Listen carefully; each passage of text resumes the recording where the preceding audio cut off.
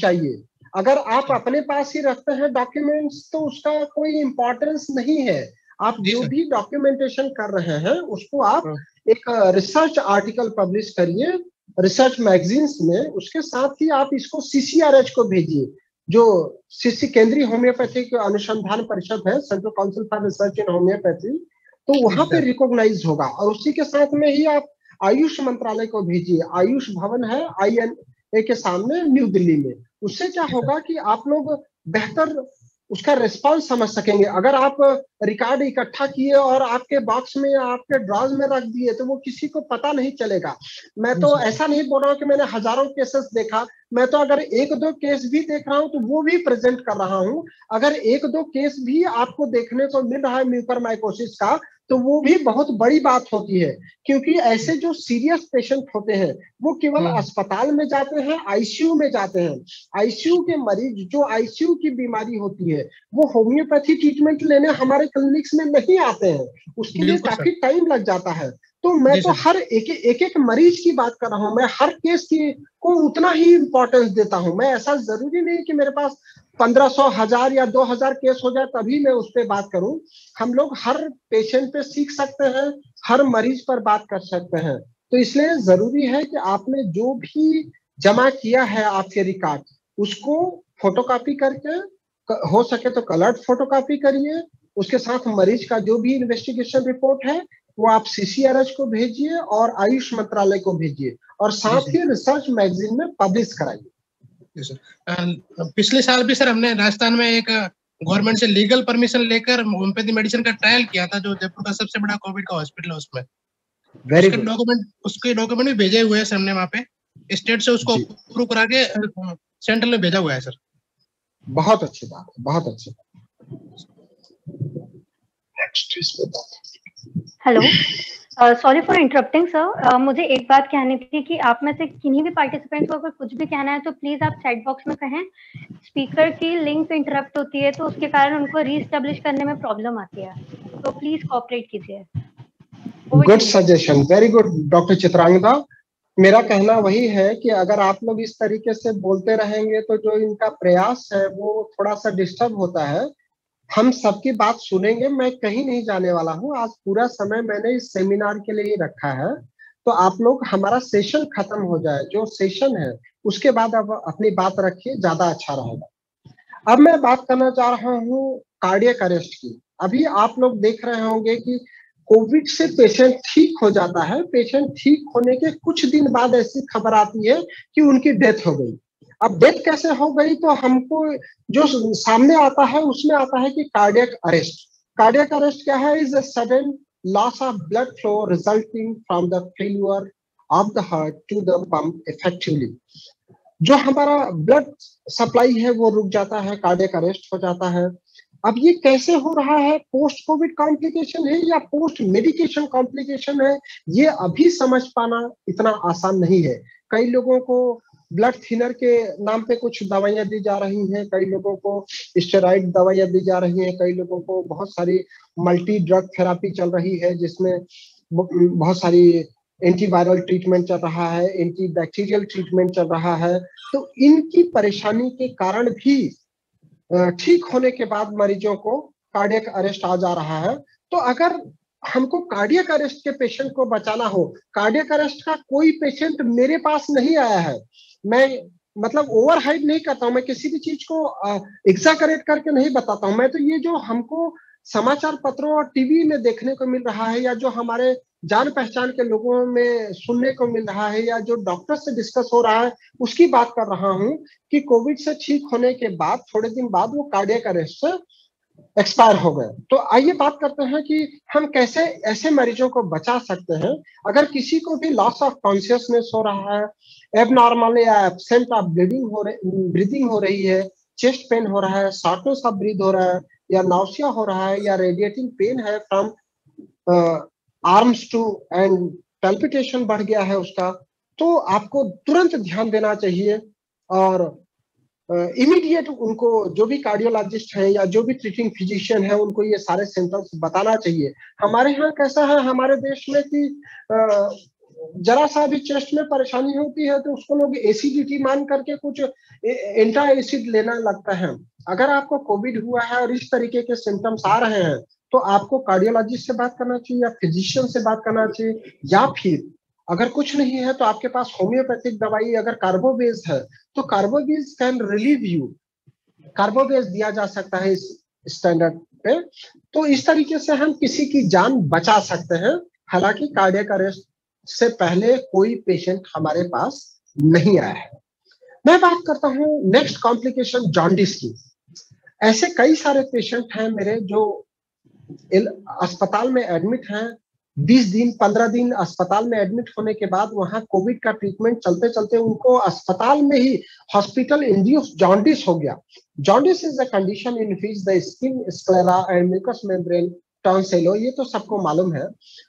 मेरे ऐसे पेशेंट अभी भी एडमिटेड है जबलपुर के एक अस्पताल में, जहां पे वो पेशेंट एडमिट थी, फीमेल पेशेंट है और काफी बेहतर हो गई थी। पहले उसको होम्योपैथिक ट्रीटमेंट दिया तो उसको 20 लीटर ऑक्सीजन पर 86 SpO2 आ रहा था। जब थोड़े दिन होम्योपैथिक दवाई दिया तो उसका जो ऑक्सीजन की डिमांड थी वो कम होती चली गई और 5 litre per day per hour पर उसको जो SpO2 था वो बेहतर होकर के 95-96 पर चला गया।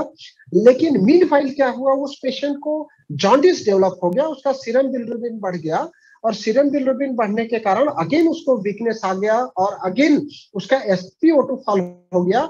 फिर हमने सेम टाइम पे उसको ऐसी दवाइयां दिया जो लीवर पे अफेक्ट कर सकती है। उसमें हमारा फास्फोरस था, नेटन सल्फ था, ब्रेनियाल्बा हम ऑलरेडी दे रहे थे, ब्रेनियाल्बा का डोजेज बढ़ाया तो अब उसका बिलिरुबिन भी कम हो गया और उसकी परेशानी भी कम हो गई। इसी तरीके के केसेस हमको लीवर एब्सेस के भी कुछ मिले हैं। तो मैं लीवर एब्सेस और जॉन्डिस चूंकि सेम सिम्टम्स सेम ऑर्गन का है वो मैं बताना चाहता हूं। तो इस तरीके से आप देख रहे होंगे कि ये जो मैं बात कर रहा हूं ये जरूरी नहीं है कि कोविड के कॉम्प्लिकेशन है। हो सकता है कि कोविड में दी जा रही दवाइयों के कॉम्प्लिकेशंस हो। क्योंकि लीवर हमारा बहुत ही इंपॉर्टेंट ऑर्गन होता है तो लीवर की भी खराबी हमको देखने को मिल रही है और काफी सारे केसेस लीवर या जॉन्डिस या लीवर एब्सेस के देखने के लिए मिले। इसी तरीके से हमको जो केस मिल रहे हैं उसमें एक बहुत इंपॉर्टेंट केस है acute renal failure. Multi drug जब दी जाएगी तो उसमें हमारा रीनल बहुत जल्दी अफेक्ट होगा और रीनल अफेक्ट होने के कारण क्या होगा, या तो डिक्रीज यूरिन आउटपुट हो जाएगा या फिर दूसरी परेशानियां हो जाएंगी, इरेगुलर हार्ट बीट हो जाएगा, सीजर या कोमा जैसे केसेस देखने को मिलेंगे या फिर पैरों में सूजन आ जाएगा। ऐसे काफी सारे पेशेंट आए हमारे पास जिनमें यूरिन की परेशानी हो गई कोविड के बाद में और पैरों में सूजन की भी काफी केसेस लेकर के आए। तो इस तरीके से हम उस पर बहुत अच्छा काम कर सकते हैं। अगर आपको रीनल की कोई परेशानी देखने को मिल रही है तो रीनल के केस में एपिस्मेल दे सकते हैं। एपिस्मेल हमारा होम्योपैथी में लेसिक्स जैसा काम करता है और स्वेलिंग भी कम कराता है। साथ ही जो हमारी जो मेडिसिन को एक्सक्रीट कराना है वो भी एक्सक्रीट करा देगा। तो इस तरीके से आप मेडिसिन के कॉम्प्लिकेशन से बच सकते हैं। और जो केसेस हमको देखने को मिला उसमें मिला gastro-oesophageal reflexes, that is GERD। GERD के केसेस हमारे पास काफी आए पिछले 1 सालों में। GERD में क्या होता है, मैं अभी बात कर रहा था कि कार्डियक प्रॉब्लम होती है तो भी लोग हार्ट बर्न या एसिडिटी बोलते हैं, तो GERD के भी केसेस काफी आए। GERD में क्या हुआ कि यंग लड़के भी आए जिनको केवल फियर से उनको GERD हो गया। उनको कोविड नहीं हुआ था, कोविड होने के पहले ही केवल डर से कोविड के नाम से घर में किसी को हुआ, उसके बाद इनको 1-1.5 महीने बाद सीवियर हार्ट बर्न होने लगा, एसिडिटी होने लगी और उसके लिए जब इन्वेस्टिगेट कराया गया तो पाया गया कि उनको GERD हो गया। तो अगर GERD जैसे आपको सिम्टम्स देखने को मिल रहे हैं मरीजों में तो आप उसके लिए इपिकाक दे सकते हैं। इपिकाक के काफी अच्छे रिजल्ट्स हमने देखा है। हालांकि Ignatia is also best medicine. ऐसे ही हाइटस हर्निया के भी केसेस हमको देखने के लिए काफी ज्यादा मिले। हाइटस हर्निया में भी वही सिमिलर सिम्टम्स रहते हैं, हार्ट बर्न होता है, ब्लॉटिंग होता है, उसका लॉस ऑफ एपेटाइट हो जाता है। तो इस तरीके से आप होम्योपैथी मेडिसिन दे सकते हैं, जिसमें उसके जो सिम्टम्स हैं वो तो कम होंगे ही होंगे, उसकी परेशानी भी कम होगी, बीमारी भी कम होगी। और जो सबसे ज्यादा केसेस हमको देखने को मिला कोविड में, उसमें haemorrhoid is also called piles. सब उसके बारे में जानते हैं तो मैं बहुत ज्यादा नहीं बोलूंगा। हिमोराइड दो तरह का होता है, एक्सटर्नल हिमोराइड्स और इंटरनल हिमोराइड। हमारे पास जो पेशेंट्स आए, ऐसा स्टार्टिंग में नहीं आते हैं, जब उनको परेशानी बढ़ जाती है तब हमारे पास आते हैं। अभी हमारे पास कल ही एक पेशेंट का फोन आया था, उनको लगातार 15 दिन से ब्लीडिंग पाइल्स हो रही है। जब 15 दिन से ठीक नहीं हुआ तब उन्होंने हमको फोन किया। अब आइए देखते हैं कि ब्लीडिंग पाइल्स का क्या कारण हो सकता है। ब्लीडिंग पाइल्स का कारण यह हो सकता है कि बहुत ज्यादा ओवर यूज ऑफ मेडिकेशन, उसके अलावा खूब सारा गर्म पानी पीना, खूब सारा काढ़ा पीना, वो भी ब्लीडिंग पाइल्स का कारण हो सकता है। तो उसमें भी हम लोग ब्लीडिंग के लिए हमारे पास खूब सारी मेडिसिन है। उसके अलावा हमारे पास पाइल्स की अच्छी मेडिसिन है। हमारे पास एसिड नाइट्रिक्स है, इलोज है, एस्कुलस है, थूजा है। उस तरीके के मेडिसिन अगर आप लक्षण को प्रॉपर तरीके से ले करके और देते हैं पेशेंट्स को, तो बहुत जल्दी आराम मिल रहा है। और साथ ही हम थोड़ा नेचुरल भी उनको बताते हैं। तो नेचुरल में हम सबको सिट्स बाथ बताते हैं, सिट्स बाथ करने का सलाह देते हैं, और सिट्स बाथ से काफी अच्छा हो जाता है। तो होम्योपैथी के साथ साथ आप थोड़ा सा पेशेंट्स का डाइट भी पूछिए और उनका लिविंग स्टाइल के बारे में जानने की कोशिश करिए। कई लोग स्ट्रेस में हैं, अभी हम आगे स्ट्रेस और फियर पे बात करने जा रहे हैं। कई लोगों को परेशानी है, कई लोगों के यहाँ फाइनेंशियल प्रॉब्लम है, उसके कारण उनको पाइल्स की परेशानी हो रही है। कई लोग लंबे समय तक सिटिंग उनका लंबा रहता है, उसके कारण भी परेशानी हो जाती है। तो जब आप मरीज से बात करेंगे तो उससे बहुत सारा आपको निकल करके आता है, और उसके आधार पर आप सिम्टम बेस्ड होम्योपैथी प्रिस्क्रिप्शन कर सकते हैं। देन अगर मैं बात करूं सबसे मतलब worst post complication of Covid, ये this is the actual complication of Covid, not of medicine.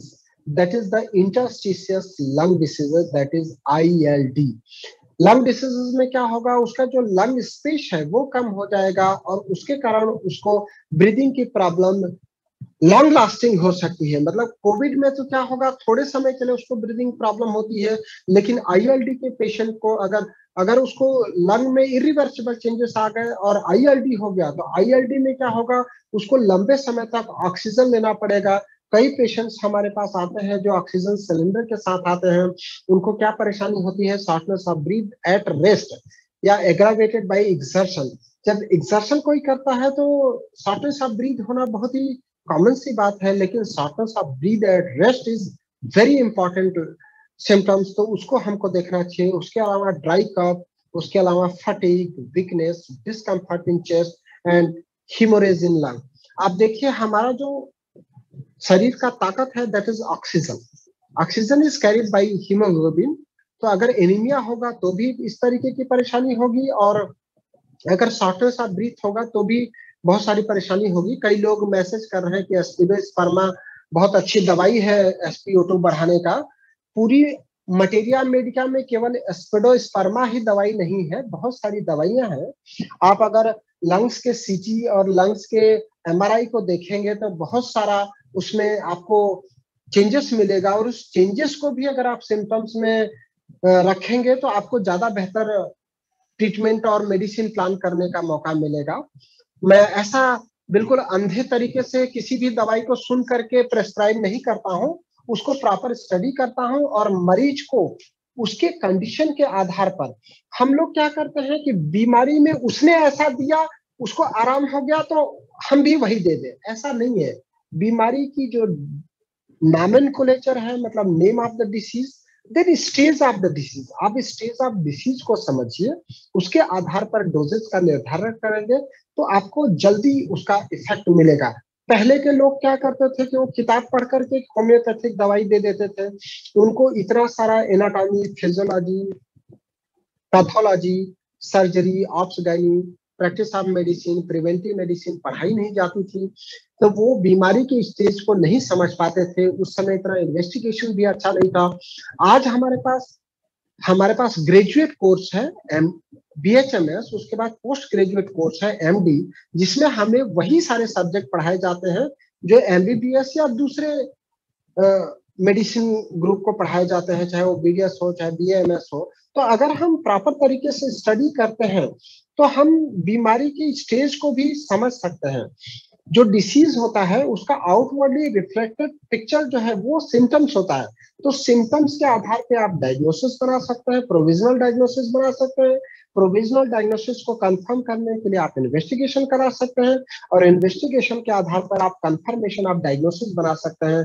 जैसे इससे पहले किसी डॉक्टर ने बोला था कि उन्होंने 1800 केसेस ट्रीट किया, तो अगर आपके पास आपके टोटलिटी ऑफ सिम्टम्स है, इन्वेस्टिगेशन है, आपकी कंफर्मेशन ऑफ द डायग्नोसिस है, और आपने होम्योपैथिक ट्रीटमेंट दिया, उसके बाद वो ठीक हो गया, तो वापस आप इन्वेस्टिगेशन करा करके कंफर्म कर सकते हैं कि उसका चूंकि सिम्टम्स खत्म हो गया, मरीज को कोई परेशानी नहीं है, तो वो इन्वेस्टिगेशन से भी कंफर्म होगा कि उसकी बीमारी भी ठीक हो गई। और इस तरीके से हम रिसर्च आर्टिकल पब्लिश कर सकते हैं, जो समय की डिमांड है।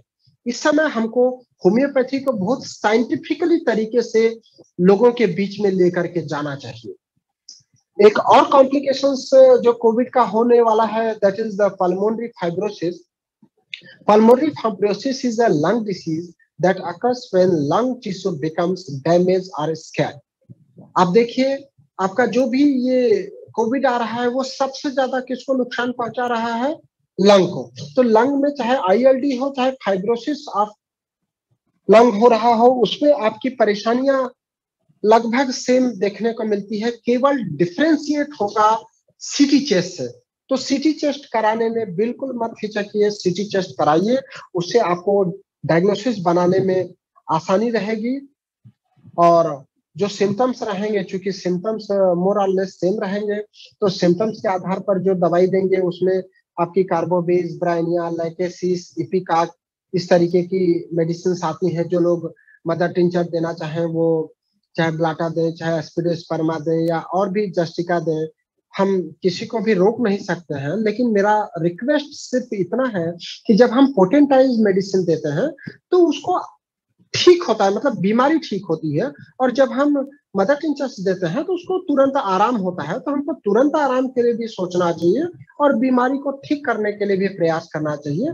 इस तरीके से अगर आप प्रयास करेंगे तो वो काफी बेहतर होगा।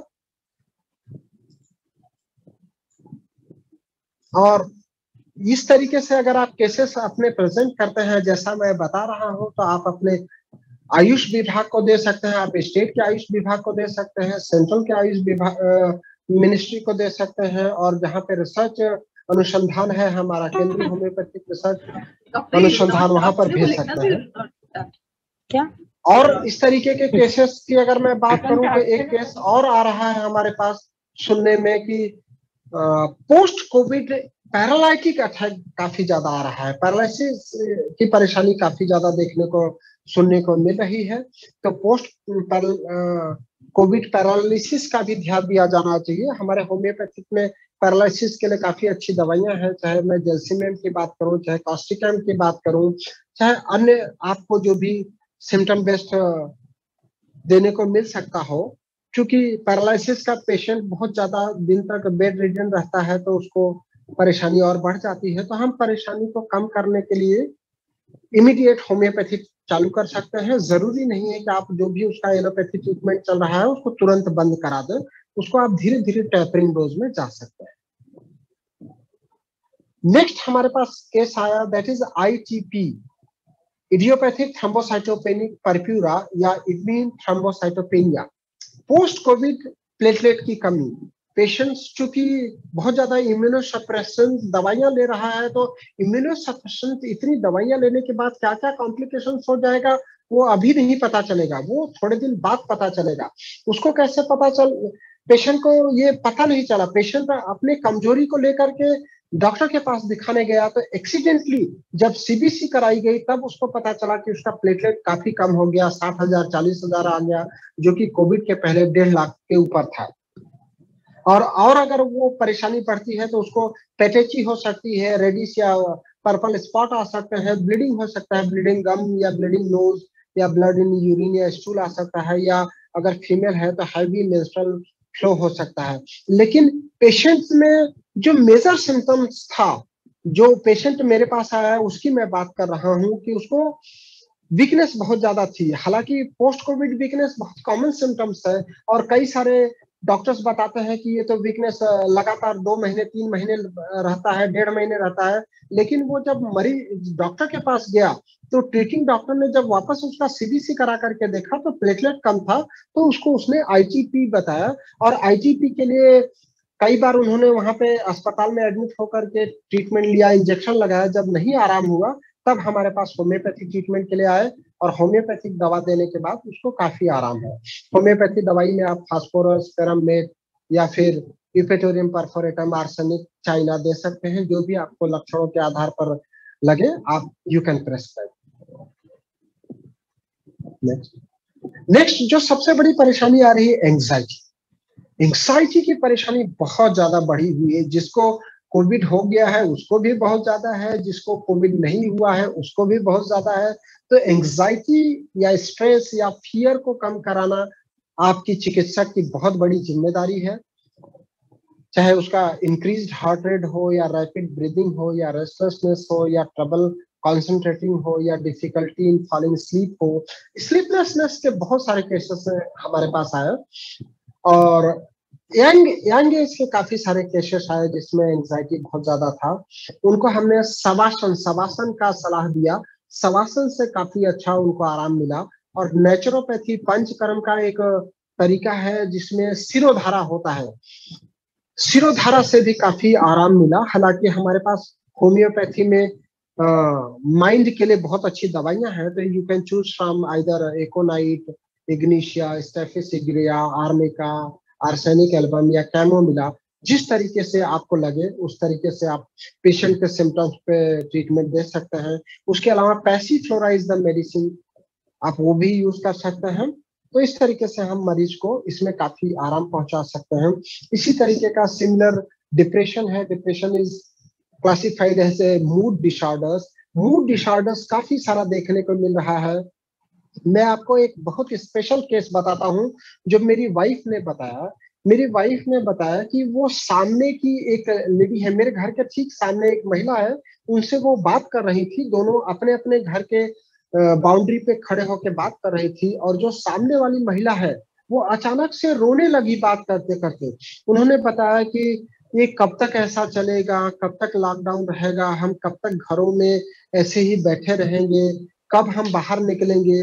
तो दोस्तों कोविड ही एक प्रॉब्लम नहीं है।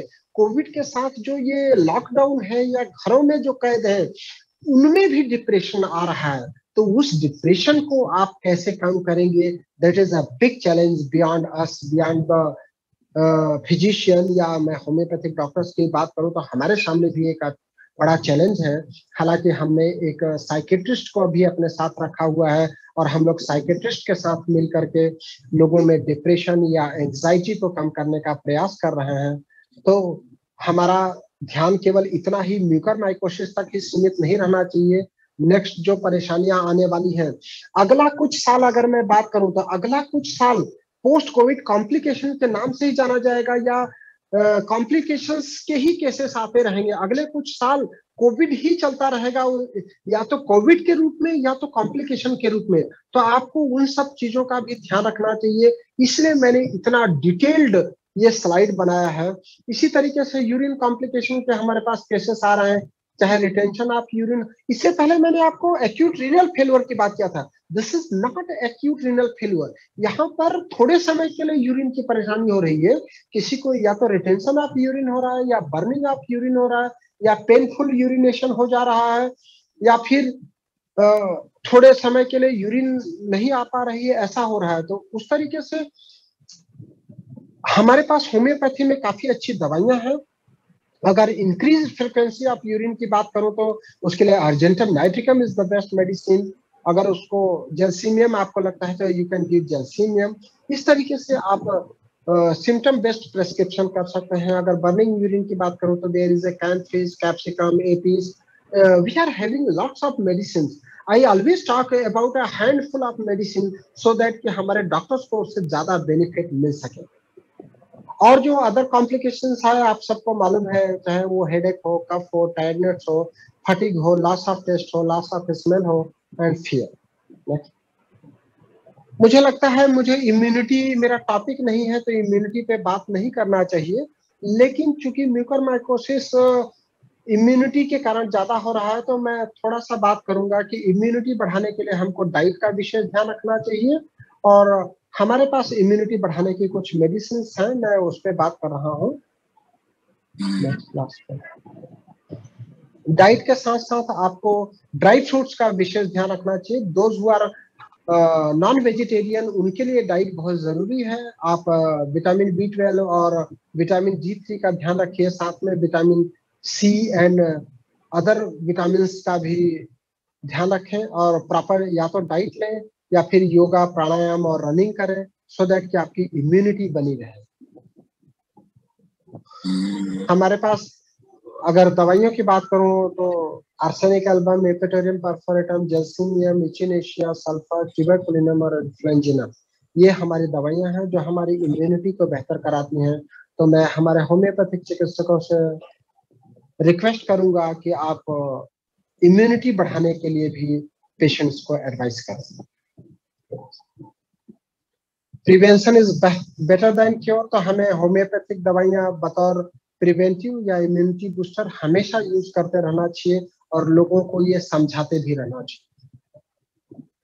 हमने काफी सारा प्रयास किया हुआ है, जैसा अभी एक डॉक्टर साहब बता रहे थे कि उन्होंने प्रयास किया है, उनके पास डॉक्यूमेंटेशन है, हमारे पास भी डॉक्यूमेंटेशन है। हमने पुलिस को भी इम्यूनिटी बूस्टर दवाइयां दिया, जेल में कैदियों को भी इम्यूनिटी बूस्टर दवाइयां दिया।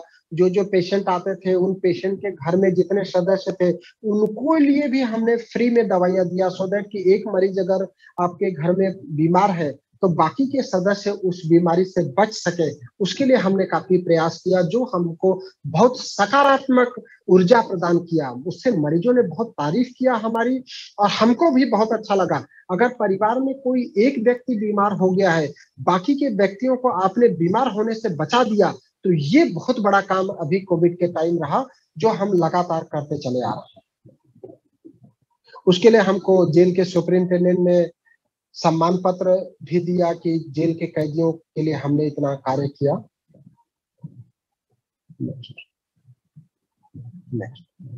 मैं आपको दिखाने जा रहा हूं एक कोविड पेशेंट जिनको पोस्ट हॉस्पिटलाइजेशन हमारे पास आया। अस्पताल में 20-25 दिन एडमिट होने के बाद उनके सीटी रिपोर्ट में 75% चेंजेस था और ठीक नहीं हो रहे थे, उनको ब्रीथलेसनेस और वीकनेस बना हुआ था। जब हमने सीटी स्कैन कराया, ये मिस्टर अजीत तिवारी हैं जो उज्जैन में टीआई है, उनको कोविड हो गया था, इंदौर के बड़े अस्पताल में एडमिट रहे 20 से 22 दिन, 25 दिन, और जब अस्पताल वालों ने उनको छुट्टी कर दिया, डिस्चार्ज कर दिया, और डिस्चार्ज होने के बाद भी उनका वीकनेस नहीं ठीक हुआ, तब हमारे पास आए और जब हमने सीटी स्कैन कराया तो सीटी स्कैन का जो रिपोर्ट है उसमें 70% 70 to 75% ये सीटी रिपोर्ट। ये देखिए, this is the CT scan reporting of 12 अक्टूबर 2020, जहां पर उसमें लिखा हुआ है, अगर रिमार्क्स आप देखेंगे तो उसमें लिखा हुआ है कि 70 to 75% लंग पैरेन्काइमा में उनका प्रॉब्लम था। आप इमेजेस को भी देख सकते हैं, इमेज उसमें दिया हुआ है। तो 70 to 75% अगर किसी का लंग पैरेन्काइमा डिस्टर्ब है तो वो उसको परेशानी काफी ज्यादा रहेगी और वीकनेस बहुत ज्यादा थी, उनको श्वास लेने में बहुत ज्यादा परेशानी थी, थोड़ा सा भी स्टेप्स नहीं ले पा रहे थे, सीढ़ी तो बिल्कुल चढ़ ही नहीं पा रहे थे। मैंने उनको उनकी कंडीशन को देखते हुए कुछ ब्रीथिंग एक्सरसाइज सजेस्ट किया और होम्योपैथिक दवाइयां दिया। जब हमने होम्योपैथिक दवाइयां दिया तो उनको काफी आराम हो गया, उनका जो ब्रीथलेसनेस था वो बिल्कुल ठीक हो गया, वीकनेस ठीक हो गया और वो अपने ड्यूटी पर जाने की बात करने लगे। हालांकि ड्यूटी पर जाने के पहले मैंने उनका वापस सीटी स्कैन कराया और सीटी स्कैन आप देखिए, 1-1.25 महीने के बाद की जो सीटी स्कैन है वो कंप्लीटली नॉर्मल आ गई। 27 नवंबर की सीटी स्कैन है, 27/11/2020 की। कंप्लीटली नॉर्मल आ गया और पेशेंट भी बिल्कुल ठीक हो गया। अगर मैं होम्योपैथिक मेडिसिन की बात करूं तो इनको हमने कार्बोवेज और ब्राइनिया अल्बा दिया था। क्योंकि ये डायबिटिक भी थे तो हमने उनको लिक्विड मेडिसिन दिया था। साथ में उनको हमने ब्रीदिंग एक्सरसाइज, प्राणायाम और स्टीम इनहेलेशन के लिए भी बोला हुआ था। इस तरीके से वो बिल्कुल ठीक हो गए। तो आपको लंग के परसेंटेज ऑफ इन्फेक्शन को देख करके घबराने की जरूरत नहीं है। लंग का जो परसेंटेज ऑफ इन्फेक्शन है उसको आप ट्रीट कर सकते हैं। जरूरत है हमको इन्वेस्टिगेशन के अनुसार मरीज को एसेस करने की। अगर आप केवल मरीज को एसेस करेंगे और उसका इन्वेस्टिगेशन नहीं कराएंगे तो उससे आपको पता नहीं चलेगा कि अंदर बीमारी कितनी है। अगर आप अंदर के बीमारी को इन्वेस्टिगेशन के आधार पर समझ सकेंगे तो उसके आधार पर जब आप ट्रीटमेंट देंगे तो आप बिल्कुल मरीज को ठीक करेंगे। This is all for today session. अब मैं आग्रह करूंगा जो होस्ट है या डॉक्टर चित्रांगदा से कि जिनको भी क्वेश्चन पूछना है एक एक करके क्वेश्चन आंसर ले सकती हैं। जिनको अपनी बात रखना है वो अपनी बात भी रख सकते हैं, please. Sure sir.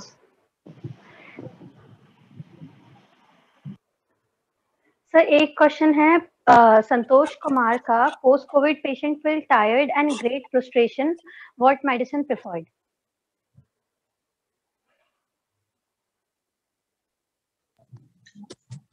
Great prostration के लिए हमारे पास जो मेडिसिन है that is carbo veg, acid phos, gelsemium. और अगर उसको परेशानी है तो we can go to the avena sativa. Avena sativa mother tincture में प्रोस्ट्रेशन पे बहुत अच्छा काम करती है। लेकिन उन्होंने ये नहीं बताया कि उस मरीज को पहले से डायबिटीज है या नहीं है। अगर डायबिटीज है तो देन प्रोस्ट्रेशन और बढ़ जाता है, तो हमको डायबिटीज को भी कंट्रोल करना। हेलो, नमस्ते सर। नमस्कार सर, उनके नॉन केस ऑफ कोई डायबिटिक नहीं है, ना कोई हाइपरटेंसिव है, एडल्ट ही है, 35 एज है। हाँ, तो उसके लिए आप आर्सेनिक, कार्बोवेज, जेल्सिमियम और एसिड फास या फिर Avena sativa mother tincture. Sir selection of potency, selection of potency अगर जल्दी जल्दी रिपीट करना है तो लोअर पोटेंसी में जाइए, 30 पोटेंसी में दीजिए और दिन में 4 बार दीजिए। अगर आपको कम डोजेस देना है तो 1 ml देंगे तो रिपीट नहीं कर सकेंगे। तो बेहतर होगा कि आप लोअर पोटेंसी में दीजिए और फ्रीक्वेंटली रिपीटिशन आप डोज करिए। जी sir, thank you. Hello. Hello. Yes. हाँ, गुड इवनिंग सर। यस, नमस्कार। हाँ नमस्कार, मैं डॉक्टर प्रमिला धमीजा बोल रही हूँ दिल्ली से। जी सर, वी ऑल नो कि हमें सिम्टोमेटिक मेडिसिन देना होता है। जी that's true, it's my experience also, we are getting the result. लेकिन ऐसा हुआ कि एक पेशेंट की एल्डर सिस्टर की डेथ हुई है जी एंड उसके फैमिली मेंबर्स ने उसको उसके पास जाने नहीं दिया and she was cancer case, not a corona case. जी उसकी वजह से क्या है, आज उसकी डिप्रेशन में वो इतना ज्यादा है कि सिर्फ रोती है वो और यही कहती है कि वो नहीं, अभी उसकी डेथ नहीं हुई है। तो ऐसे केस को कैसे हैंडल करना चाहिए? देखिए, जो सॉरो होता है ना, दुख जो है वो किसी दवाई से कम नहीं हो सकता है। दुख को कम करने के लिए दैट नीड्स अ टाइम, एक समय लगेगा। एक निश्चित समय के बाद ही उसका दुख कम होगा।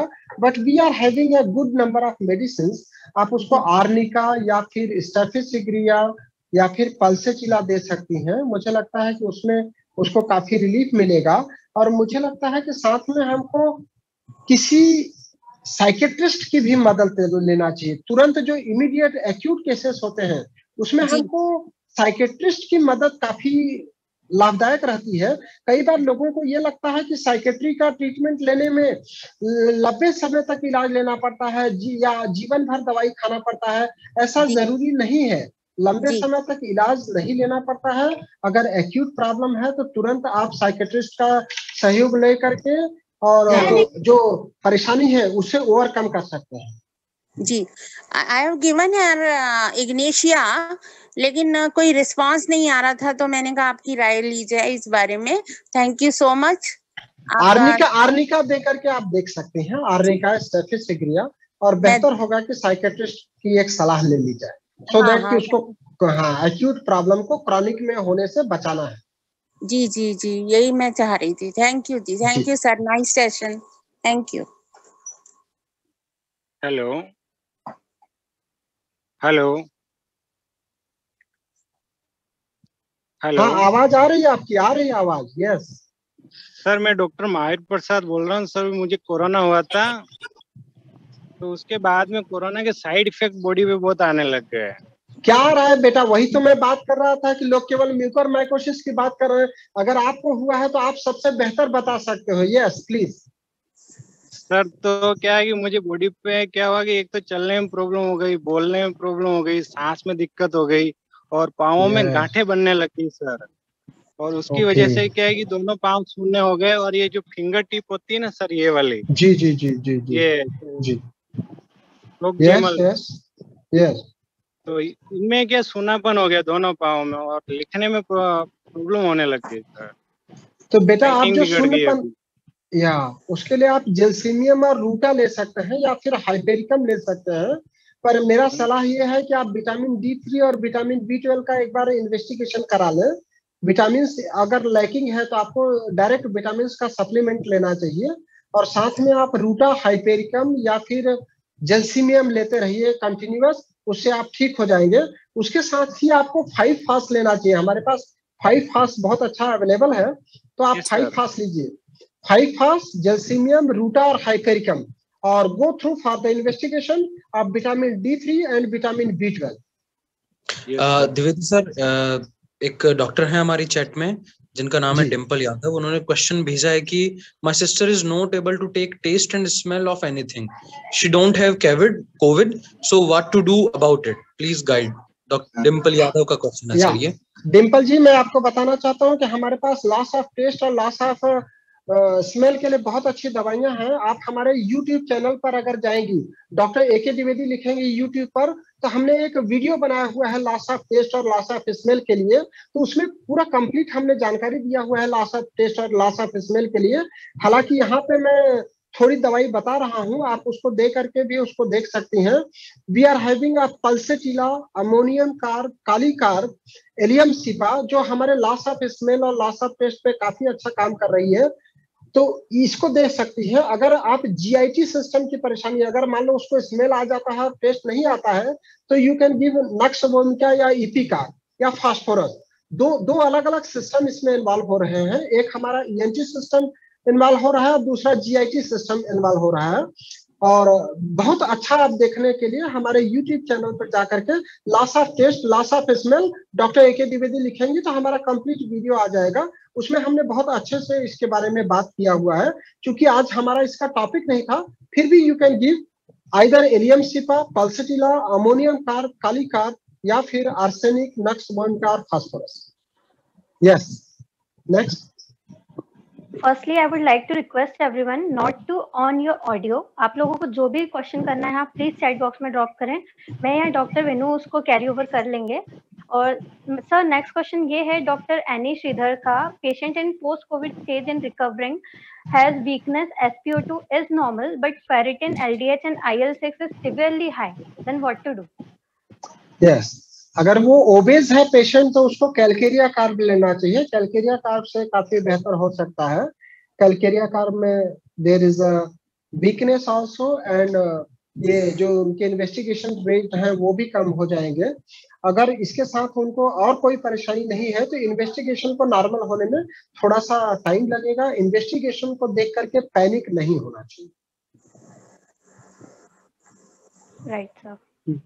सर नेक्स्ट क्वेश्चन एक आता है, दो डॉक्टर्स हैं, डॉक्टर ज्योति ने भी कहा है कि वैक्सीन के लिए क्या ओपिनियन है सर होम्योपैथ्स की, आपकी, क्या हमें लेनी चाहिए, प्लीज गाइड करें बिल्कुल सर। लेनी चाहिए, क्यों नहीं लेनी चाहिए। वैक्सीनेशन जब वो बचपन में थी तो उन्होंने वैक्सीनेशन नहीं लगाया था क्या?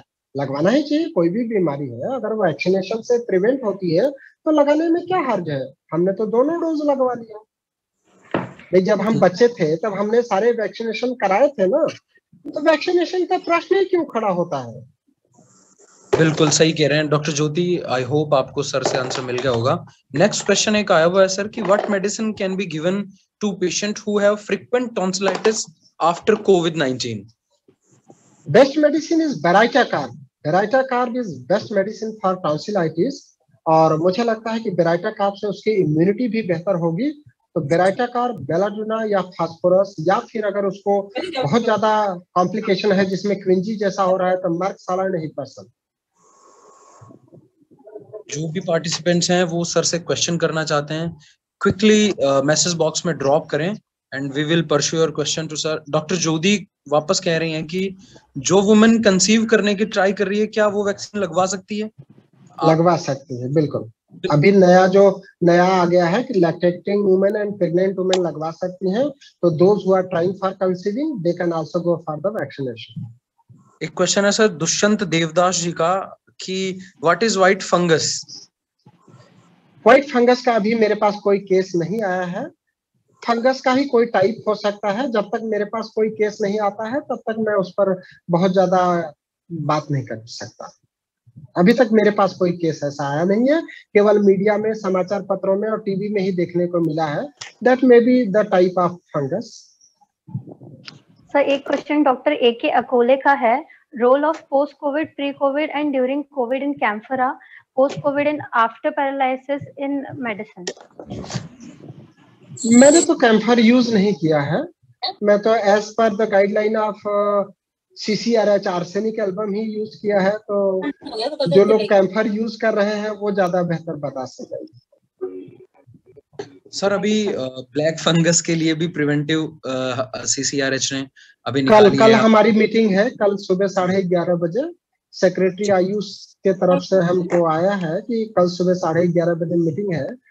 जो आपको समाचार पत्रों में दिख रहा है that is by some state, not by the central ministry. तो let's wait for 1 to 2 days। Okay sir. एक और डॉक्टर नीरज क्वेश्चन कर रहे हैं सर कि क्या होम्योपैथिक प्रिंसिपल्स के अनुसार वैक्सीनेशन सही है?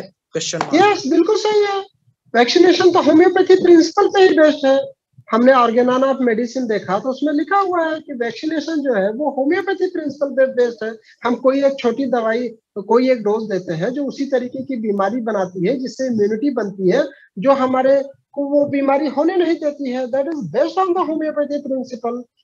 उनको थोड़ा ऑर्गेनान पढ़ना चाहिए। आप गूगल पे लिखिए ना कि होम्योपैथी प्रिंसिपल एंड वैक्सीनेशन, तो आपको मिल जाएगा उस पर।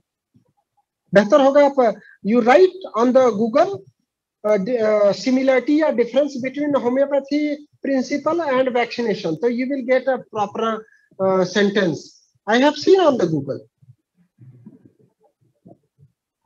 There is someone who is asking for preventive medicine for COVID, dose and repetition. ये काफी पुरानी बात है सर, बहुत सारे डॉक्यूमेंट्स इससे रिलेटेड हैं हमारे पास। आर्सेनिक एल्बम 30 प्रिवेंटिव मेडिसिन बनाई गई थी आयुष मिनिस्ट्री और CCRH के द्वारा।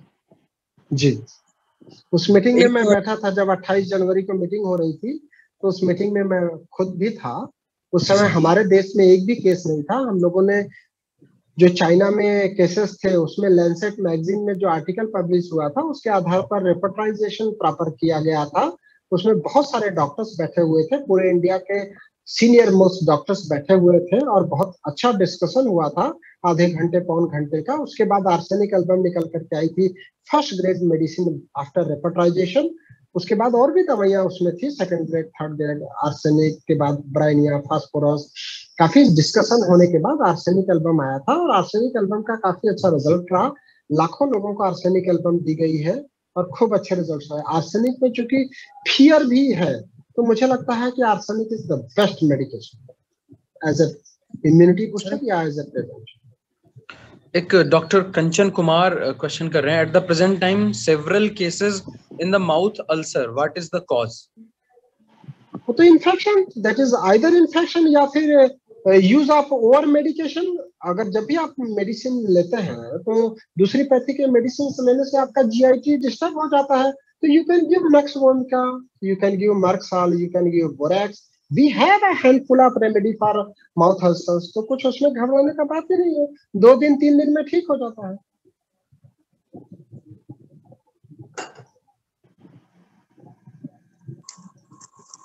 जी sir, doctor we Kanchan would Kumar like to have हो रहा है यस, क्या? आप कंटिन्यू कीजिए doctor Chitrangada. Yes, we would like to have few words from Dr. Dinesh as well. Over to you, Dinesh sir.